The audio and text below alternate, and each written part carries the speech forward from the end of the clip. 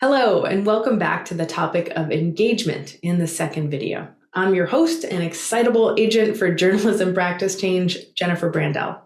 In the last course, you learned some fundamental concepts around engagement journalism, including ways to define engagement, the differences between audience engagement and community engagement, the steps of the engagement ring, as well as how to do non-extractive engagement. Oh, and why engagement matters. It might seem like a lot of bother to do your journalism differently and to integrate the people you're trying to serve in the process, but it matters and it's worth it. That's what I want you to take away. In this course, you're going to see a variety of examples of engagement applied to elections coverage. My hope is to inspire you to try at least one of these approaches out. Which engagement approach is right for you, your newsroom, and the people you're serving depends on a few things: the size of your newsroom, the level of buy-in for engagement work, and how much time you actually have to engage well. You need not have a large staff or tons of time to do quality engagement, but you do need to have at least a few colleagues who understand the importance of the work and who are committed to making it happen, or at least committed to not getting in your way. I'm going to show you a few approaches that range from small and straightforward to more ambitious and impactful. You can choose which works best for you, mix and match these approaches, or come up with your own. These examples are just meant to help spark your creative juices, so don't be afraid to adapt them to your own context and your own needs. But first, let's talk about the types of engagement you can do. So engagement often involves crafting an invitation for the people you're trying to serve and trying to reach. But what are you going to invite them to do? Do you want them to comment on something and to share their opinion, to vote on their preference between opinions, or to share a memory or an idea, or to ask a question about something they need more information about?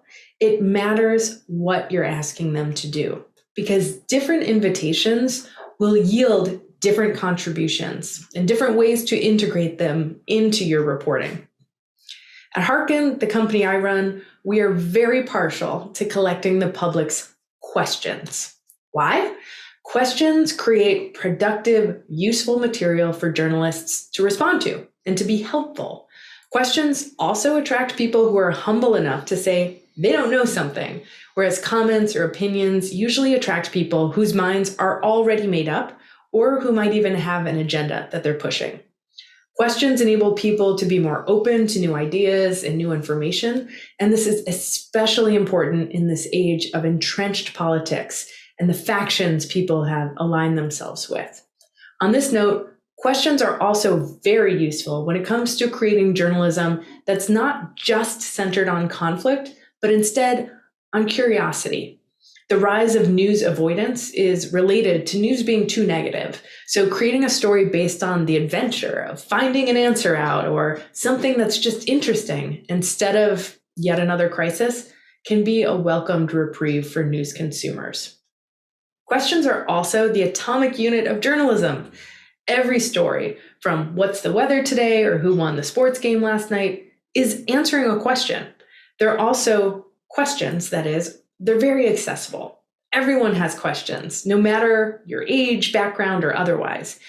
We know people are searching for answers and information all the time, and oftentimes not finding reliable sources for answers, which is another reason why you collecting and answering questions can make you such a valuable asset to your community. All right, now let's talk about ways to use questions. Okay. So we are partial to collecting questions since they are actionable insights that allow journalists to do what they do best, finding information and answers. Now I'm going to take you through a variety of examples, from small and specific to more wide-ranging, for surfacing the public's curiosity to power your own coverage. So let's start small. You can collect questions for interviewing a candidate or a public official. It's likely your news outlet will interview public officials or candidates vying for office, rather than your newsroom trying to figure out what questions would be most useful to ask them or for your audiences and communities. You can open it up so that your audience and community can weigh in and get their information needs met. If you're looking to engage your audiences, you can let them know about the opportunity a short while ahead of the interview. That might mean soliciting their questions a few days before the interview or even closer to the interview. And if you have a call-in or a broadcast show, you could let people know that day or live during the broadcast and provide a way for them to get in touch. The important thing with this approach is to provide a space for people to contribute their questions where you're most likely to find them. Be that they're surfing online on your website, they're on social media, or otherwise. If you're looking to engage your community and people you don't typically serve, you'll want to plan with more time for this approach, and even consider partnering with other organizations who reach the populations you're looking to serve. Once you receive those questions, you're going to want to find the ones you think are most useful and integrate those into an interview. If possible, name and thank the asker publicly in whatever content you create, and be sure to follow up with them to share out what the answer is. That is going back to the engagement ring we talked about in the last module, and completing it. Doing step 4 is thanking, acknowledging, and following up. The end product you make from this approach may be anything you choose, from a traditional web or print story to a forum, a town hall, an event, or otherwise. Okay, here's another example of what you can do. Help people understand how to run for office. Another approach that's proven popular is just helping people understand how people even get to become candidates and what it entails. Even if very few people end up running who are reading your coverage or consuming it, it's important for them to know what it takes to run. How much money is needed? Do people need to quit their jobs? What's the whole process of actually starting a campaign? And what are people responsible for in the various roles they're running for? You can give people an opportunity to ask questions about the process of becoming a candidate overall, about specific jobs, perhaps even empower people to decide to run for office themselves. Next, we're going to talk about a deep dive into elected positions. Related to this kind of engagement approach of helping to understand what it takes to run for office is helping the public understand what exactly different elected positions are responsible for. This helps the public not only know whom is in charge of what decisions and what outcomes, but also what qualifications, what qualities are needed to do these jobs well. The kind of material that this approach produces can be really handy to integrate into voter guides, as well as anywhere else you're telling people about the candidates, so the public can know who they are, in effect, hiring for that position. Here's another approach you can use for engaged elections. You can answer all of the voting questions. This is so useful for people. You might not understand what kinds of questions people are going to have about the mechanics of voting, because it's easy to take for granted what the key dates are and how everything works if you're steeped in it every day for your job. You might think, of course, everyone knows when early voting ends, or what the new ID requirements are. But most people aren't able to pay that close of attention, and they need reminders about how to vote, where to vote, what's needed to vote, and all manner of minutia associated with that. And in the US, as states make voting more confusing or complicated, it's critically important to help people understand how to exercise their rights and ensure they have a trusted source of information. With the rise of artificial intelligence and the stakes of elections, there will be attempts made by bad actors to put out mis and disinformation about how to vote. Of importance is also collecting and answering questions to how the election process works. This can help people understand what to expect, what's normal, and to inoculate them against false information that can cast doubt in the process and the outcomes. The products you make from these questions can include FAQs that you consistently update, explainers, deep dives, even printed guides you can use to distribute to low information communities who might be targets for manipulation from bad actors.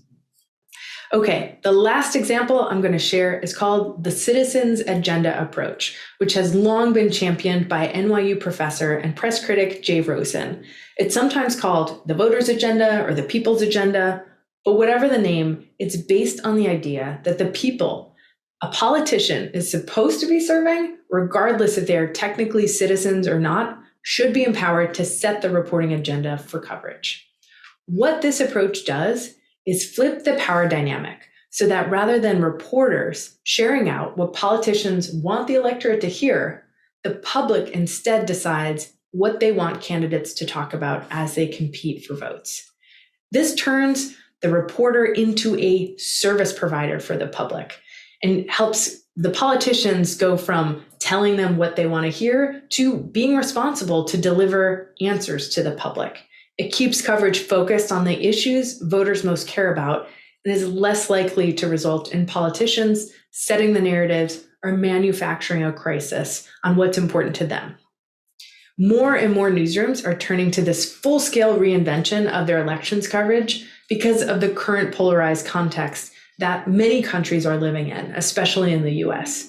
Reporters are finding that this approach gives them permission to stop doing a lot of other kinds of coverage that isn't as useful. And it helps them focus all of their election reporting products, from voter guides to candidate interviews and town halls, on what the public is asking for before they cast their ballots. Collecting a list of the public's top issues is a key step in giving the public the information they need to solve problems and to hold politicians accountable for solving those problems, which will be covered in the next module on solutions journalism in this course. In other words, as Jay Rosen says, this kind of reporting focuses on the stakes and not the odds. There is so much more about the process of the Citizens Agenda, how to do it, including a downloadable guide on the website, thecitizensagenda.org. Okay, I hope these examples proved useful to adapt for your own coverage. When you focus on hearing the public's information needs, you are ensuring that your reporting is as relevant and useful as possible. You're building trust along the way, and you may be surprised to learn that what people are actually interested in does not totally match with what politicians are talking about or what your newsroom assumes is most important. When that happens, you know you're centering the public interest and doing the kind of journalism that people need and they can't find elsewhere. Thank you so much for your time and attention, and good luck out there engaging the people that need to be served and that you're hoping to serve.